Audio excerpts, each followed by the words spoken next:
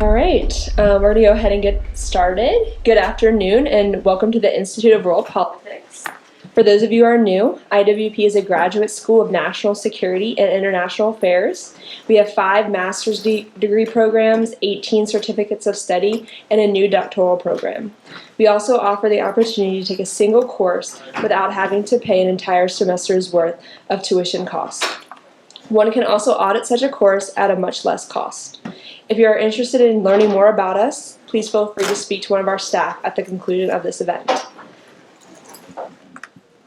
Ms. Niemat Ahmadi, a native of Kebkabiya, North Darfur region of Sudan, Ms. Ahmadi is the founder and president of the DC-based Darfur Women Action Group, the organization that focuses on empowerment of the Darfur genocide affected communities and historically marginalized Sudanese to bring them to the center to participate in decision-making and to effectively contribute to shaping the future of Sudan.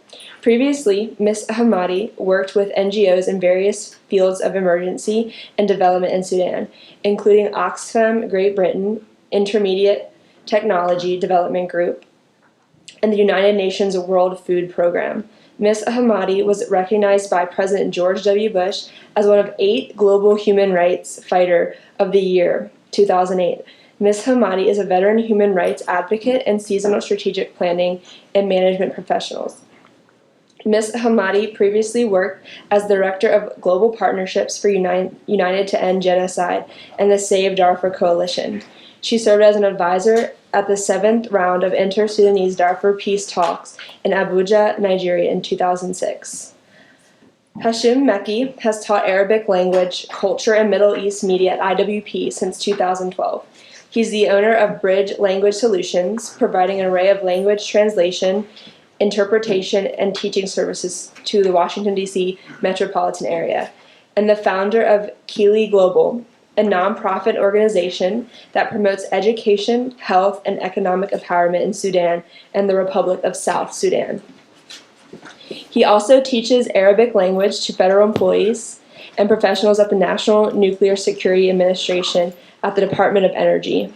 Mr. Mekki volunteers with the IWP Center for Human Rights and International Affairs by providing Arabic translations and strategic cultural perspectives on North Africa and the Middle East. Mr. Mekki previously worked with the Center for Strategic and International Studies and served on the board of Voices of Sudan, a nonprofit based in Washington, D.C. He holds a bachelor's degree in both political science and international studies from the City College of New York and a Master of Arts in Strategic Studies and International Politics from IWP. Please join me in welcoming our speakers today.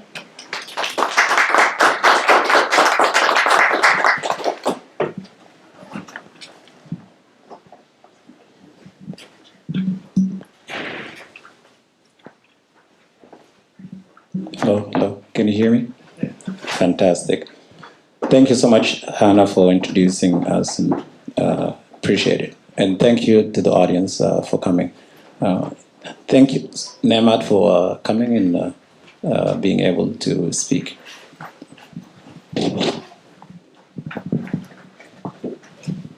So I will set the scene and we will begin momentarily. First, we will start with the speaker, and I will ask her a couple questions, and then we'll lead the discussion, and then I will open it up to the audience for Q&A. So get your questions ready and don't be shy away. Thank you.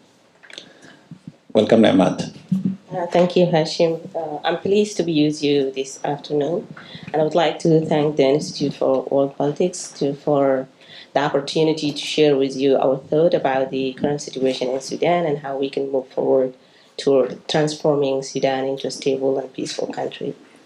Thanks. I look forward to have an interactive conversation with you, and hopefully we can all help the people of Sudan and those who are working on Sudan to do things right once and help the people of Sudan to achieve peace and stability. Thank you.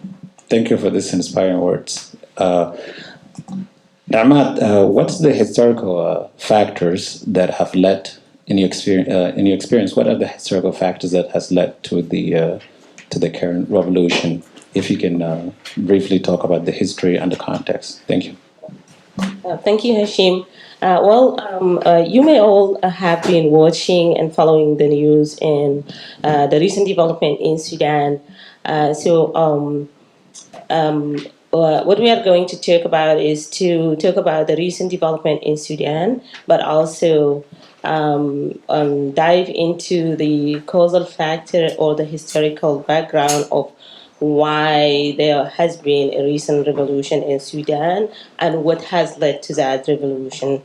So, speaking about the current situation in Sudan cannot be addressed without looking into the background or the historical events that led to the recent development in Sudan.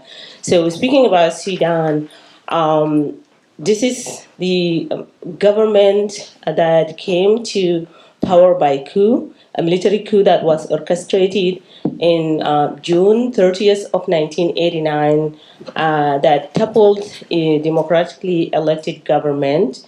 And this group of like hybrid group of Islamic fundamentalists and military dictators took on the ruling power in Sudan, and then they had a great idea of we are rescuing the people of Sudan. People were hopeful because they at that moment also there has been some crisis that was going on in Darfur in South Kordofan, and then the situation in South Sudan. Everyone was hoping that these people came and they said, like the expectation really high for people that we are rescuing the people of Sudan, we are going to change the Sudan, we are going to advance your life, and everyone was so happy. So the next thing happened is that unfortunately, within the promise that the people of Sudan were expecting and the hope that the people of Sudan have had in this new government that came and with different agenda of reorienting the people of Sudan. So the problem they created multiple problems, but number one, they followed a political Islam that has the ideology of Islamic fundamentalists. They sort of this, even though Sudan is a majority Muslim country, they want to reorient the people of Sudan from the idea of the Islam that they have into a new direction. And that has caused a lot of issues because the people of Sudan, they did not need new religious orientation. They need development, they need stability, they need to participate in shaping the life or the life in their country. So that has created some issues, including with South Sudan. Obviously, South Sudan is where the majority of the population are Christian, and they have lived with Sudanese. We did not have any religious problems in the past years. Of course, following the colonial era, there has been developmental marginalization that led the South Sudanese to pick up arms, and that also very well connected to the issues that led to the current situation, because there is this Arab elite in the center who have controlled the power. They inherited the ruling power from the colonial, and they continue to marginalize the majority of Sudanese who are indigenous Africans. But when they were fighting South Sudan, they used religious as justification of like, oh, well, these are people who of a different religion, which is not, this is in the Sudanese society, this is not an issue at all. And then, so now when it come recently, they created also issues with the people of Darfur, and then that led into committing genocide against the people of Darfur, and then the Nubu Mountain. But before that, down the road, first they start establishing connection and collaboration with global extremist group. And that has put Sudan in a very uniquely terrible situation whereby Sudan has been designated by the US government as a terrorist sponsor country for legitimate reasons, the government, the al-Bashir regime has hosted Osama bin Laden, and also they were collaborating with Hamas, many other groups, and that has led to Sudan into being isolated. They were subjected to sanctions, and Sudan was unable to prosper because they cannot establish investment or global transaction, and that has led the country into isolation. But they also just lied to the people of Sudan, and they said, "Well, wait for us, like 5 years from now, we are going to turn this around and make the country the best country in the world." And then the people of Sudan were expecting that they will resolve this issue. Unfortunately, they didn't.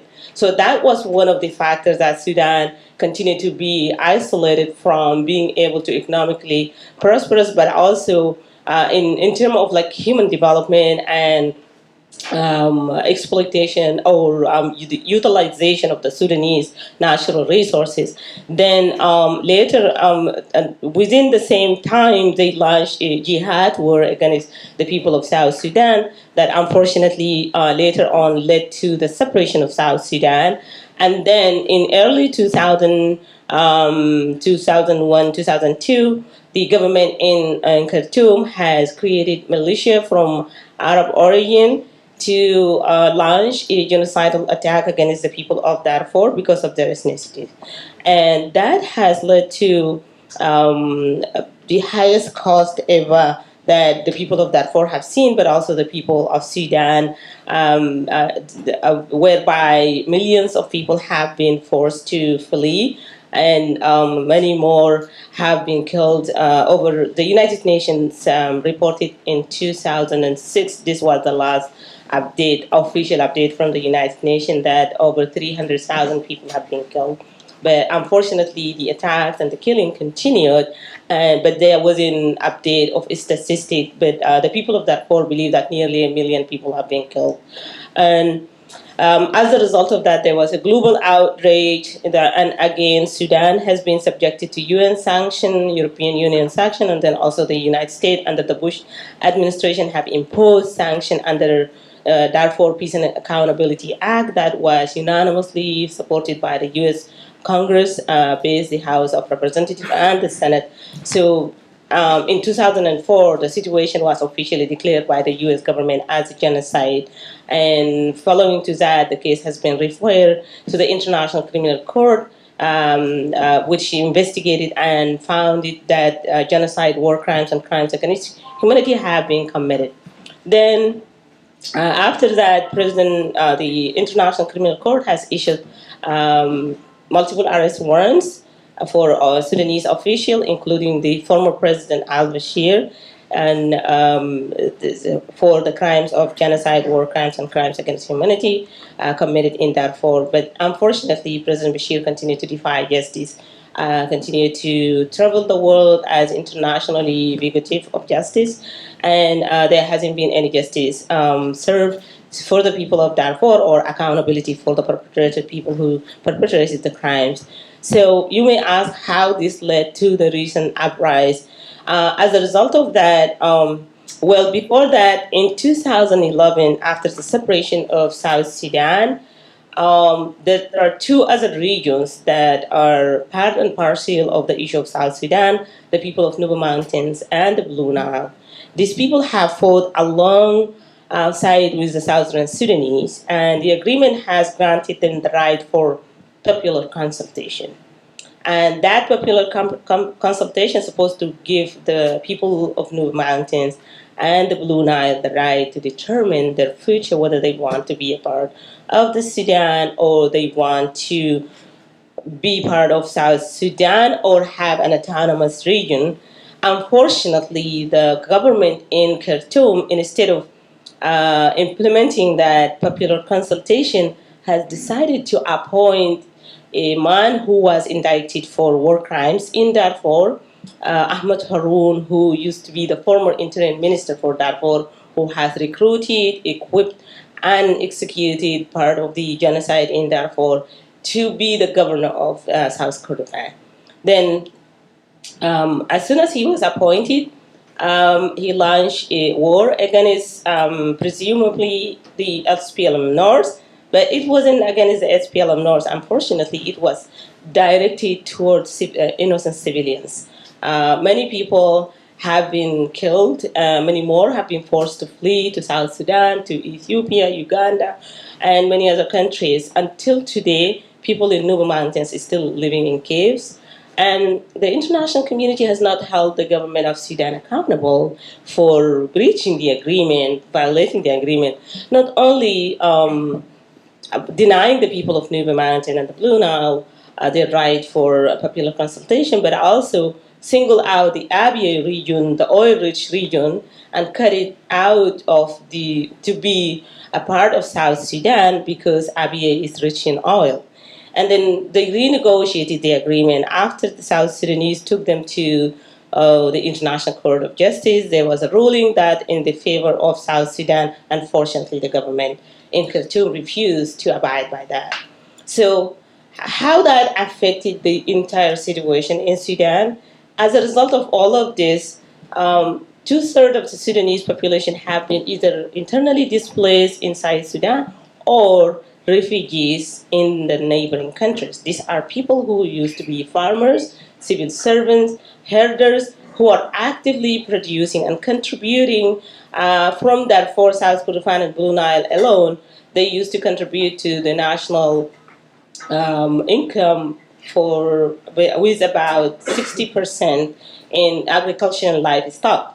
Now that completely has been dismantled and eliminated. So these people who have been actively producing now they cannot do anymore. But their human rights have been strictly violated, and they were held hostage for years, depending on aid system. Well, then the government has negotiated so many peace deals between the Darfuri opposition, between the SPLM North, including the negotiation with South Sudan. The government in Khartoum never abide by whatever agreements they do. They are very good at go to the table, discuss the agreement, sign whatever the agreement has brought, never implement it. And as a result of that, the government took this approach of using military means to resolve the crisis in Sudan versus using peaceful means to resolve the crisis. So, what that means the overwhelming majority of the country's resources goes into military expenditure, buying weapons, recruiting militias, and killing the Sudanese people, which is a very unfortunate situation that led into not only the area affecting the areas that are impacted by the crisis, but also impacted the entire Sudan, whereby the education budget and health was less than 10%, while the military budget was over 80%. So the result will be obvious. There is no education, there is no investment in health or infrastructure, but there is a lot of investment in military, not to protect the Sudanese border, but to fight the Sudanese citizens themselves. So that has led into the next stage, which he came into the recent revolution. But the recent revolution was back when the government was fighting the people of Sudan or the people in Nuba Mountain or the people of Darfur. The rest of Sudanese were manipulated by the regime's media. Also, the government has used the divide to conquer approach to divide Sudanese people along ethnic, geographical, political, and religious lines. And that has led into most of the Sudanese, when the genocide was unfolding in Darfur, they were silent. No one has held the government accountable, protested it, or said anything about it. So, but recently, when this accumulation of all of these factors came into the level that the suffering has entered into every single Sudanese household, and now the people of Sudan realize that it's not about the people of Darfur, it's not about Nuba Mountains, it's not about South Sudan. It is the government in the center, in Khartoum, that is orchestrating the devastation, the suffering, and all of that. So then again, the same government has used the Sudanese resources into enriching their own self. and their family. You taking the money, storing it outside of Sudan, and depriving the Sudanese people from using their own resources. So that contributed into creating economic crisis. Also, Sudan has accumulated a huge amount of debt, which is about nearly $60 billion. So now the international community fed up of giving Sudan money that has not been utilized in helping or advancing the life of the people of Sudan or improving anything in Sudan, but enriching individuals and devastating the people of Sudan. Then that has caused frustration, anger, and outrage within the entire Sudan. Then the Sudanese from all walks of life came together and decided that this is about the regime in Khartoum. It's not about any single region. So now we have to come together and say no to this regime. So people protested, and their demands were simple. They were asking for freedom, peace, and justice. And the response from the government was brutal. The government cracked down on protesters by killing, arresting, abducting, and torturing people because of simply they peacefully demonstrated and raised their voice and asked for change in government. So that has led into government killing many people, including the recent massacre that took place on June 3rd of this year, in which the militias of rapid support forces and along with other militia group, they went into the sit-in area whereby people organized and peacefully protested, asking the military to side with the civilian and force the regime to step down. Well, al-Bashir was ousted in April of this year. Unfortunately, what the next thing happened is that three military generals from al-Bashir regime have jumped and created this transitional military council. And the transitional military council, instead of they showed like they pretended to people that yes they are siding with the civilians and the military is standing up for the people of Sudan, but that wasn't true. What they want is that they just want to rebrand their faces to keep controlling the affair of the people of Sudan. And then there was a mistake also being made from the side of the coalition of the of freedom and change forces. Instead of asking the military to surrender the power to civilians, and they start negotiating. These people are good, very good at negotiating, not giving you what you want. So they went into negotiating. Gratefully, the government of Ethiopia has mediated the negotiation, but the result was giving the agreement has been reached, but unfortunately, the agreement has betrayed the people of Sudan by giving the ultimate power to the military, who are currently the member of the Sovereign Council, which is the Council of Presidency. The president of Sudan is right now General Al Burhan. The deputy is, or the vice president technically, is Mohammed Hamdan, known as Hemeti, who was the prominent leader of Janjaweed, who has been working closely with Bashir to recruit the militias and bringing their affiliate from Arab origin from Mali, Niger, Central African Republic, and Chad to recruit them to fight along the lines of the local Arabs against the people of Darfur, Nuba Mountain, the indigenous African, but also to support the agenda of the regime in Khartoum.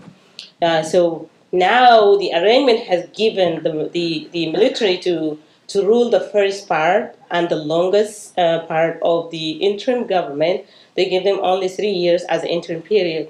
But out of that, 21 months are led by the military, and 18 months will be led by civilians, and we are hoping for that to come. Right now, we have two phases of government. The prime minister, who is a man with a good heart, but all the final decisions are made by the military, by the Sovereign Council. So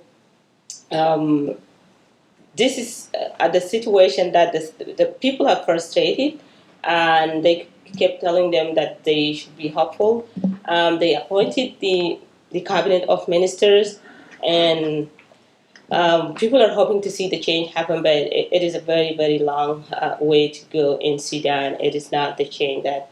So, as a result of all of this development, um, Darfur Women Action Group here, our organization, based on our being from Sudan, but also been working on Sudan for years, seeing the approach that the international community has taken towards Sudan, but also the Sudanese leaders themselves, they continue to address whatever turmoil happened in Sudan on an ad hoc basis.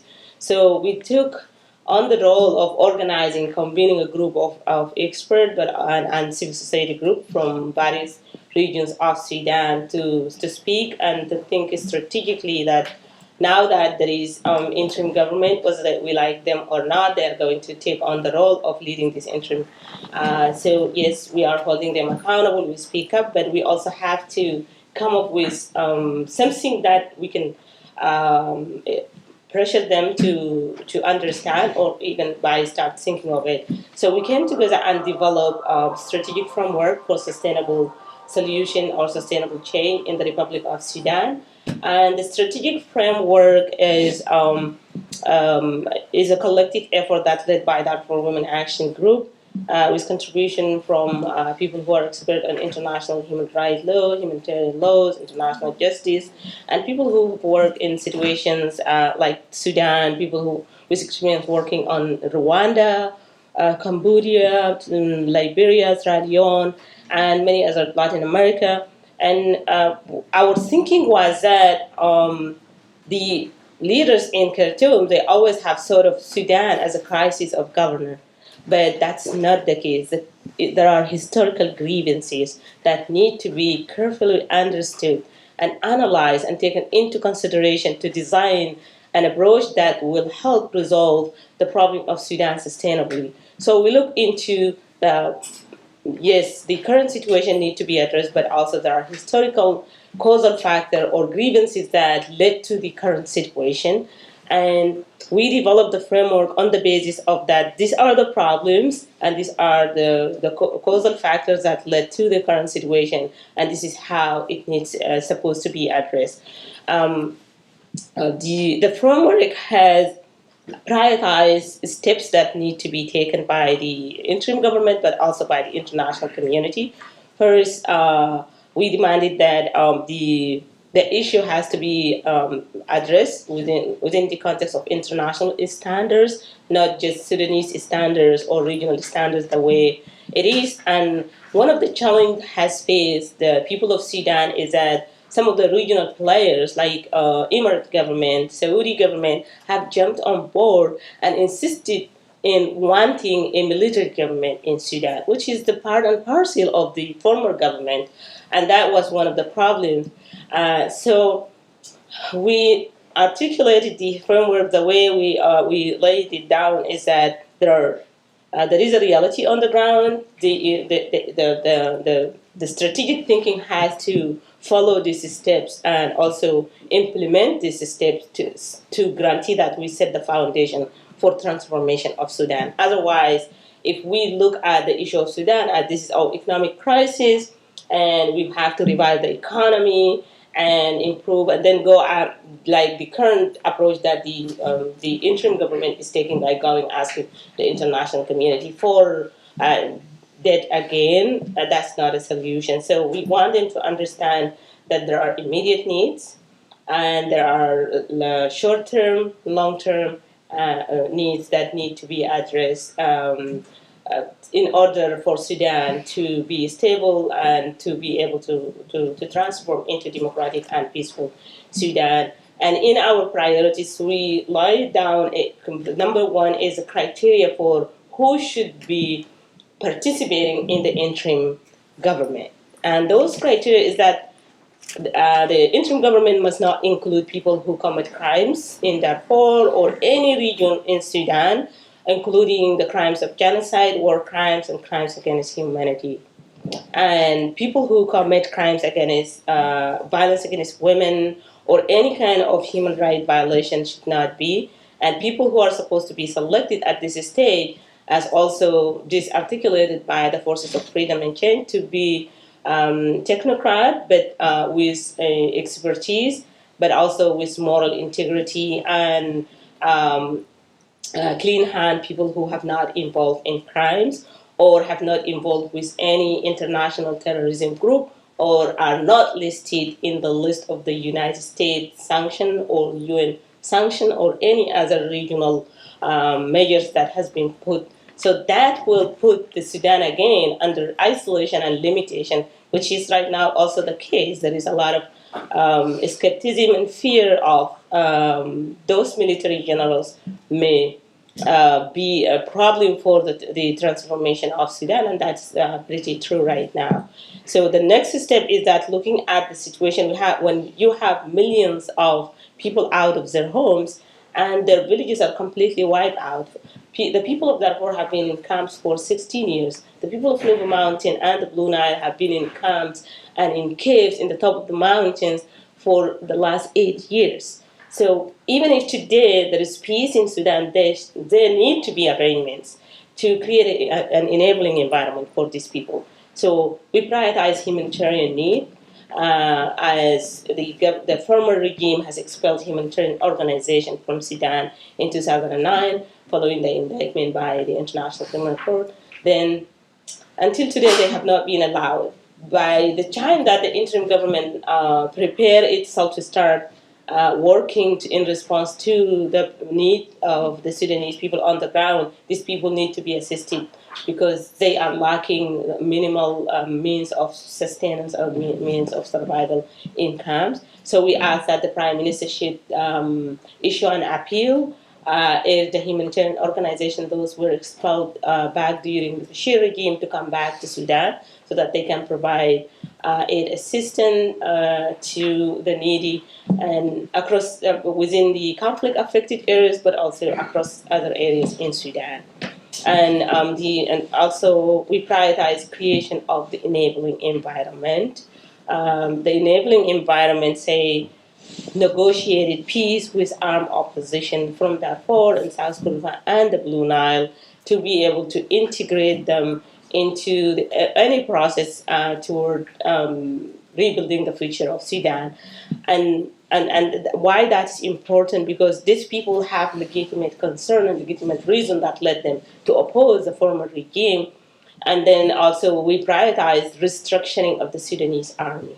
We have multiple militias that were created by the former regime. They're not organized, they're not fully trained. They have loyalties to individual, not to the state. So in order to have stability in Sudan, those militias need to be reintegrated into the national army. Accountability needs to take place, but first they have to reintegrate them, because right now the Rapid Support Force is under the leadership of Mohammed Hamdan Dagalo, who's known as Himeti. That will create a situation whereby they are in one group. They will continue to do the same. They will not abide by any national army rules. So that's very important to reintegrate them into the Sudanese army, create one national Sudanese army that will protect the Sudanese border versus attacking the Sudanese people or fighting the Sudanese people. Also restructuring the police and the security forces so that there will be civilian police that will deal with rule of law and law enforcement, not the military. That's also one of the important recommendations that's supposed to be done in the short run, not the long run, so that we guarantee that there is stability. And we demanded that the Prime Minister and the interim government ask for withdrawal of forces from the civilian occupied area, like the around villages, camps, and cities, to where the historically or traditionally known military bases. And then we stress two important kind of accountability, the financial accountability. And someone may ask why this is important. It's that those who involved with international terrorist group, these are the members of the regime who accumulate money into their names and their story, and then they can destabilize the country at any time, because they're using their international allies. Right now, they're mobilizing and raising concern that this is against them, against their party, and all of that. Number two, also there is a huge amount of money that they smuggle it in outside of Sudan, and some of them are in the Sudan, but they did not invest it in Sudan. Instead of the Sudanese government goes out and ask for assistance, we better have to see Sudan does its own due diligence by holding these people accountable, tracking that money, restoring it, and utilizing it into development and reconstruction, compensating the victims of the crisis that is sponsored and orchestrated by Bashir regime, and also showing the international community that we are setting a system and holding those who created this crisis accountable.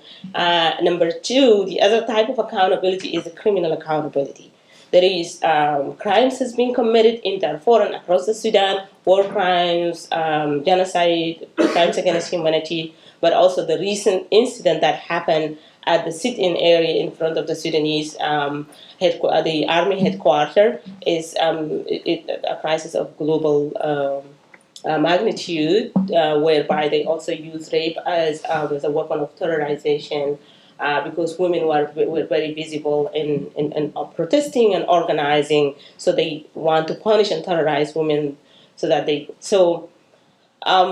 demanded that criminal accountability, at least the four suspects that were wanted by the International Criminal Court, should be held accountable, and also um, creating a precedence whereby no one should be above the law, and that is to signal accountability for the current military leaders who are part of the interim government, to understand that they will be held accountable for whatever they have consequences for whatever crimes they committed. And if we don't pursue accountability, then they will understand that they can commit any crimes as long as they can hold onto power and stay for as long as they want to get away with immunity and also to protect themselves. So that's very important, that the accountability being prioritized. And then we also talk about the rights of these displaced and refugees to restore their property under international laws, um, uh, recognition of the crimes of genocide at national level, by recognizing the grievances that the Sudanese people have been through, and then accountability for those who involved with the international terrorist groups, and then also working with stakeholders, international and regional organizations, government that have reputation and track record of working in situations like this at different stage. I think the framework, every single area of the framework require like an entire book and arrangement. So we try to make it brief so that people just have this like the general strategic thinking, but we have details, and we will work on advocacy strategy to make the framework adopted. We submitted a copy of the framework to the interim government, to the Office of Prime Minister. We submitted it to the member state of the UN Security Council, to the U.S. government, people at the Department of the State, people in Congress, just to create a common thinking of this is the way supposed to be the issues in Sudan approach, and we are hoping to continue to work on that.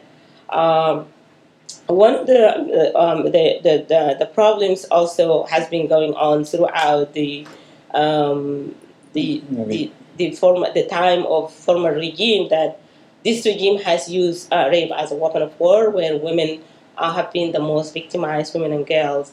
So we sort of women issues has to be addressed within the international context, and all kind of harassment or discrimination against women is supposed to be punishable by law under international standards, not just the Sudanese context, whereby the regime used Sharia laws in some instances to oppress women and perpetrate crimes against women under the so-called some of the laws that they just created specifically for Sudan. And because women have been the most affected, but also they have been they have demonstrated outstanding leadership and courage to lead the protests, but also in those areas that are affected by crisis, women have been staying in camp. For instance, in Darfur, the overwhelming majority of those who live in camps are women and children. The same thing in Nuba Mountain. These women, they have not been just victimized and suffered, but they also have continued to lead their communities, speaking on their behalf to the international community, addressing their issues, and taking leadership role to organizing and working with their people to fight for their right. So I think if women are they given opportunity, I think that there will be hope that Sudan will be transformed, and that's evident by the role has been played by women throughout the crisis in Sudan during the Bashir regime. Women civil society leaders have been using peaceful means by fighting for reform, opposing those laws that are oppressive to women, but also other laws that are oppressive to the entire people of Sudan. So I will stop here and see if Hashim have some other questions for me, and then after that we can also open it up for questions with our audience. Thank you so much, Niemat. As you can see, Sudan has a complex history, and it's hard to summarize it in 20 minutes. But we will try to do our best here. Thank you. Niemat has mentioned that Sudan was colonized. So just, Sudan was colonized by Britain and gained its independence in 1956. And also Niemat pointed out that South Sudan and North Sudan used to be one country. And if you can look at the map, the color in purple, I believe, that's Sudan. And the bottom in green is the country of South Sudan. So it used to be one, was the biggest country in Africa. Now they split into two. And the Islamic Front, also Niemat referred to, that's the party that brought the dictator we're talking about here. The name is Omar Hassan Ahmad al-Bashir. So that, Okay, so Niemat, I know it's complex, but if you can pick up one of all the complexities, if you can pick up one issue that in this current post-revolution that you would pick so that Sudan could successfully transition into a democracy or civilian-led government, what would it be? I think accountability is the most important priority for the people of Sudan. In my entire life, being born and raised in Sudan, and luckily, the genocide ended up coming to the United States, but I have seen every single president came to power in Sudan have used their power to kill the Sudanese people and commit other crimes, and there hasn't been any accountability.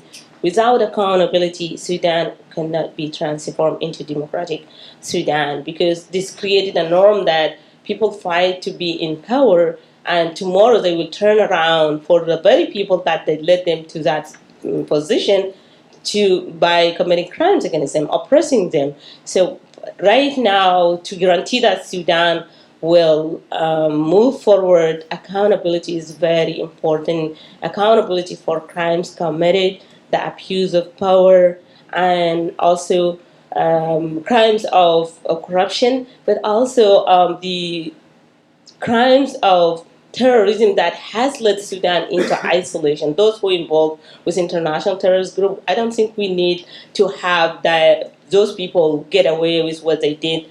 Right. I think this. Okay. Okay, cool. Thank you. We'll open it up for the sake of time. We have about 15 minutes, I believe. So please ask your questions, and we'll try to incorporate them into answers, and hopefully we'll do justice to this. Thank you.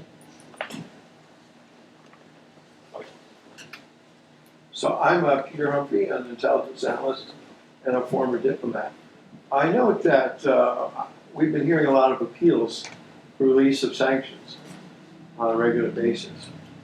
And it's sort of always release all sanctions at once.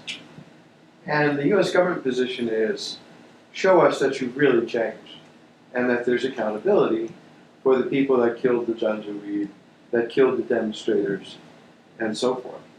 And so there's little chance, at least at the congressional level, of sanctions being eased. So, given that, you'd think that the military might lighten up even more in hopes of easing up the sanctions, maybe getting a few sanctions released, if not all of them. Maybe something that's important to the economy of Sudan. But that's not happening. And so, as time goes on, despite the deal, we have sort of less and less faith that when 3 years is done, there will be a civilian government in charge. What's your guess? Is this really going to work? Or are we going to be dragging through the mud for at least 3 years, and then there's going to be a crisis, and the military goes ahead and takes over again? Thank you. Noted. Thank you. Do you want to take more questions? Yeah, you can take I the think this is a very, very important question.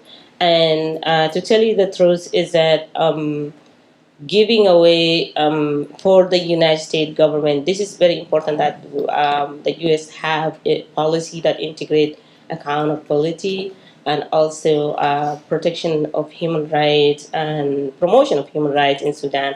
And to do so is not giving away the lifting. Of course, I'm a Sudanese American, and whatever happened in Sudan affects me in many different ways. All my family is still living in Sudan, but also we have to show those who commit those crimes that we can hold them accountable.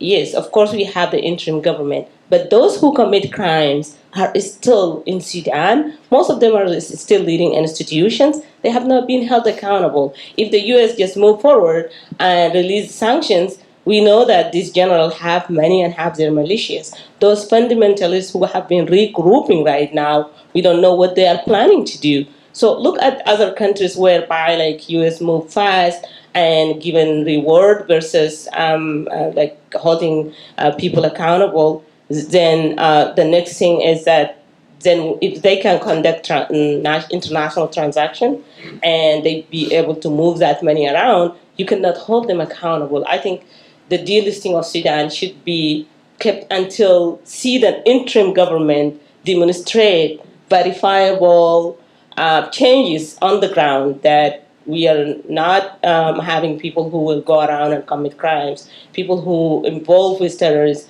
supposed to be singled out and held accountable. They put the entire Sudanese people hostage, but also lifting sanctions. There are reasons for which the sanctions was imposed. Did those reasons eliminated? Not.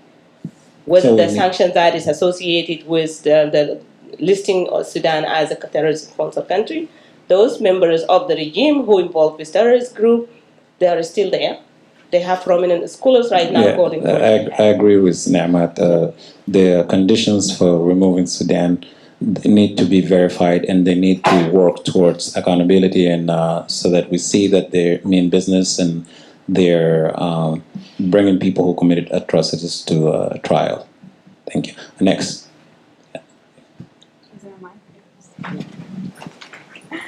Thank you. As you mentioned, despite their political participation, Sudanese women are often left out of peace processes and political processes in the country. Yet there's still high levels of gender-based violence, sexual violence, especially in conflict zones in Sudan. And the reality is that we have this interim government, whether they're there for reasons the Sudanese people would like or not.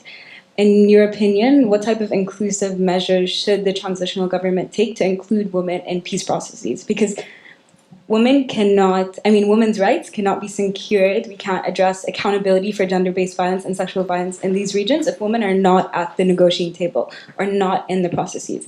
And as we've seen now, there is lack of representation of women in this current peace processes and former ones. Pointing that out. Great question.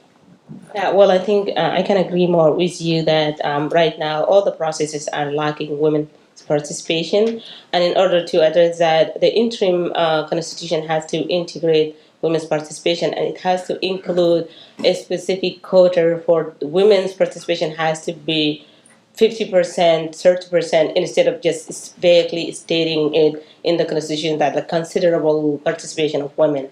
So I think measures need to be taken, and it's being specific but also support for women civil society leaders, because there are so many groups who are working really hard to integrate women's participation and to advance laws that are favorable to women. So that is where I think the international and regional stakeholders need to invest by empowering women in Sudan to be able to take on that role, but also conditioning it to any kind of support given to Sudan by seeing more women's participation prioritized clearly and determined. Thanks. Thank you. If I may add to, just culturally, Sudan, as Niemat has mentioned, its constitution and laws are based on Islam. So the Islam, if you're familiar with it, restricts women's rights. So now what Niemat alluded to, the legislation, because they haven't formed the body yet. So maybe the question also have to be, how does that constitution looks like going forward? Does it include women, and is it secular? Is it based on Sharia law?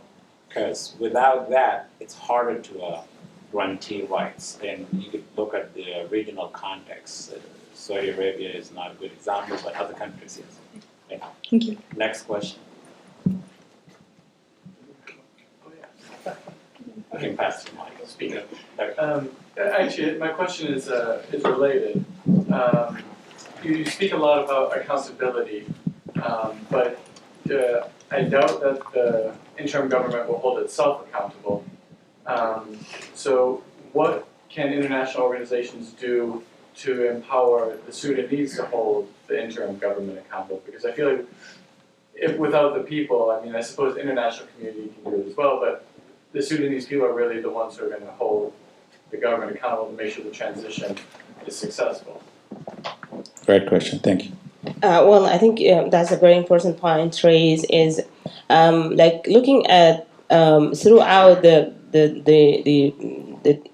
period of the al-Bashir regime, civil society group. As example, I can mention the Darfur Bar Association. This is a coalition of lawyers, not only from Darfur but from the entire Sudan, who allied themselves together, have been working really hard, using peaceful means to provide legal aid and representation for people who have been oppressed, killed, arrested, or tortured, and fighting along the line, challenging the regime. So that is where I think support need to be put. Of course, we need international community involvement. There are various levels to this.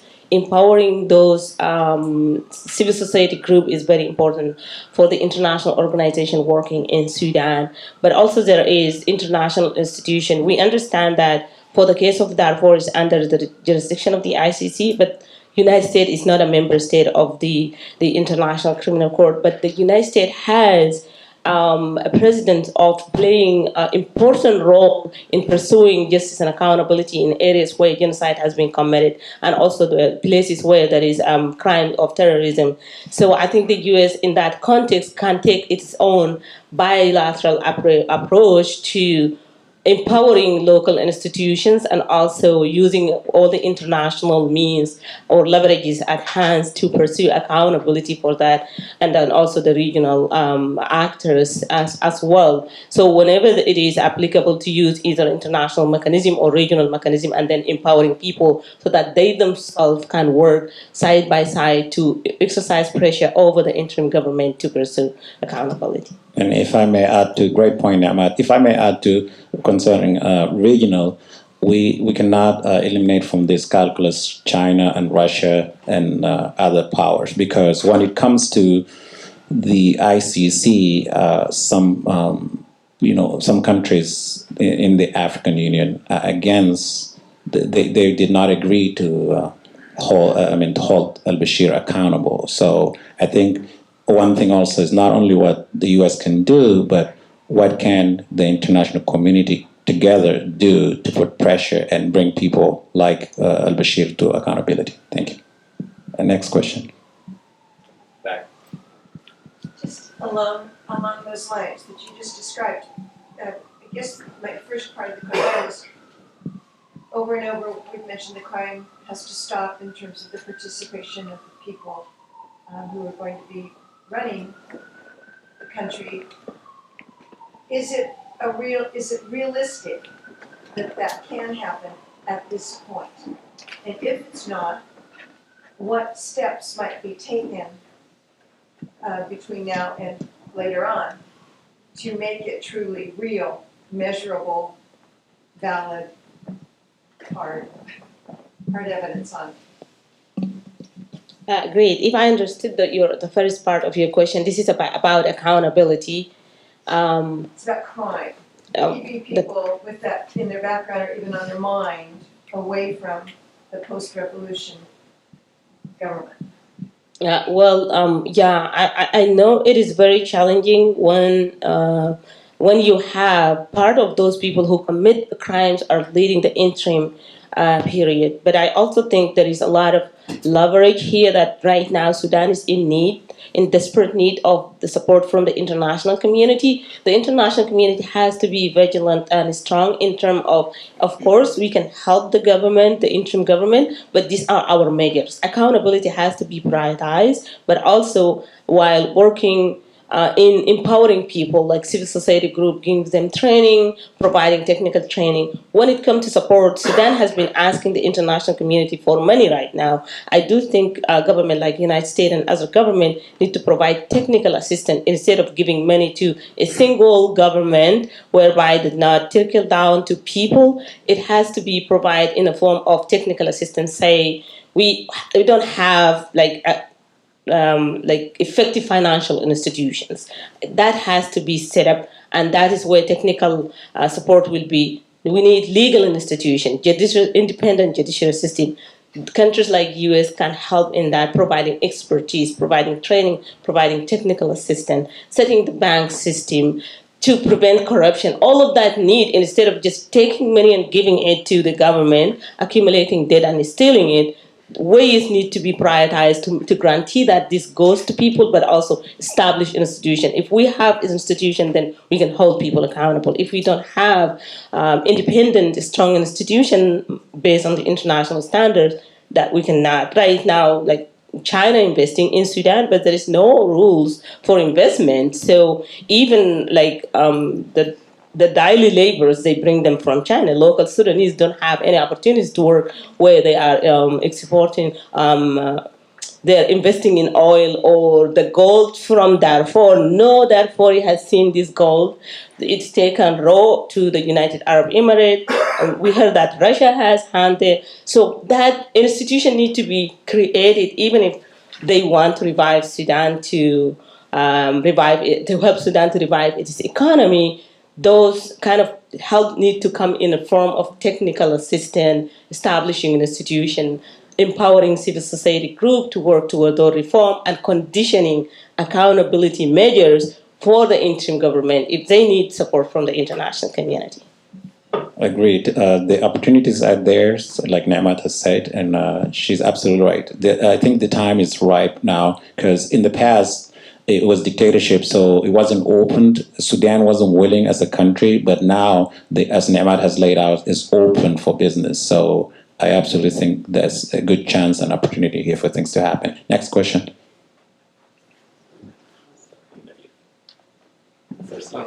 I think Bashir might have had a little war going on in South Sudan, maybe in the Nuba Mountains, and I'm not sure whether they're in just South Sudan or North Sudan as well.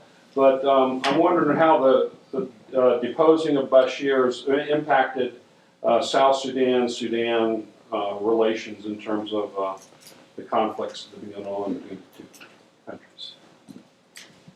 Well, I think as we all know, and one thing that I can say, and this we have said this repeatedly, that the real problem is not in South Sudan; it is in the Sudan. Even many international actors were thinking that after the separation of South Sudan, that the problems of Sudan will be resolved, but the problem actually is in Sudan. The deposition of Bashir has contributed, but in the long run, we will see more stability in South Sudan, as there are credible allegations that the Bashir regime was helping the opposition to destabilize South Sudan, also holding the oil from South Sudan hostage because the oil refineries are in Sudan, and then they imposing more fees, and sometimes the government of South Sudan doesn't have that money handy to pay its soldiers, and then that created some sort of like individual loyalties. The armies in South Sudan are loyal to who can be able to pay them, and that also those conditions was influenced by Sudan, and that is why I know the Southern Sudanese leaders have failed, and they need to accept responsibility, but also the root cause of the problem and the influence of Bashir regime in South Sudan that are pretty obvious, and I think that the position of Bashir will help, but also holding Bashir accountable will also signal to the leaders in South Sudan that if they will do the same as what Bashir is doing, they will be held accountable. If Bashir is getting away with immunity, I think there is a possibility of promoting immunity in the Sudan, but also in South Sudan. Thank you. Next question. You brought up a good phrase, technical assistance. How do you see the United States helping with technical assistance? And I want to speak specifically to the activities of one Lieutenant General Mohammed Hamdan Dagalo. And what I specifically mean is we know about his activities with protecting the Russians mining gold and uranium, by the way, in Darfur, Jebel Amir. We know about his human trafficking into Libya. We know about his activities in Yemen, providing ground forces for both Saudi Arabia and UAE, and more. So my question is, obviously Ahmadi is the biggest threat here to many. And so how do you see the United States helping with technical assistance? I think this is a very important question. As I spoke about financial accountability, Hemeti right now have a huge amount of money that was dumped by the Emirate and Saudi into his account. If the United States can track the accounts of the generals, and in that context, we recommended targeted sanction, imposing targeted sanction and travel ban over people who commit crimes and continue to destabilize the Sudan, like Mohammed Hamdan Dagalo.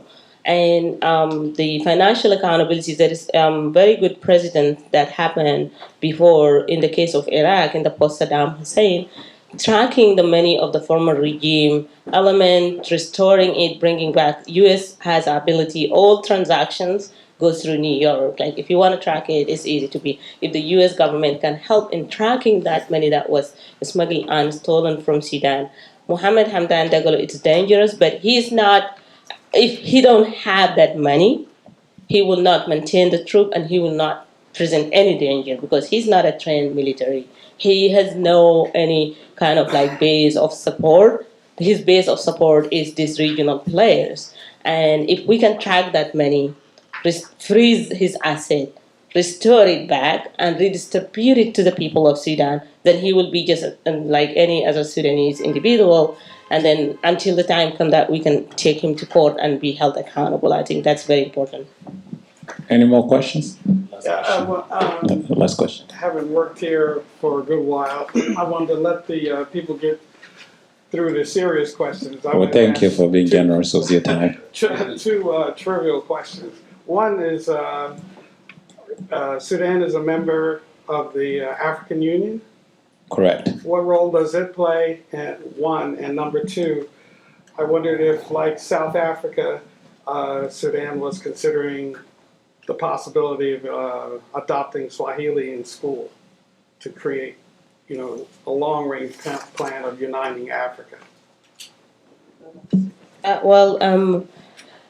Sudan, as you said, Sudan's role within the African Union over the last several years, Sudan has played a leading role, and it's still important because Sudan is very strategic. It's the heart of Africa. We border Sudan border how many countries? Egypt, Libya, Chad, Central African Republic, Uganda, Kenya, Ethiopia, Eritrea. So name it, even more. I may miss some of them.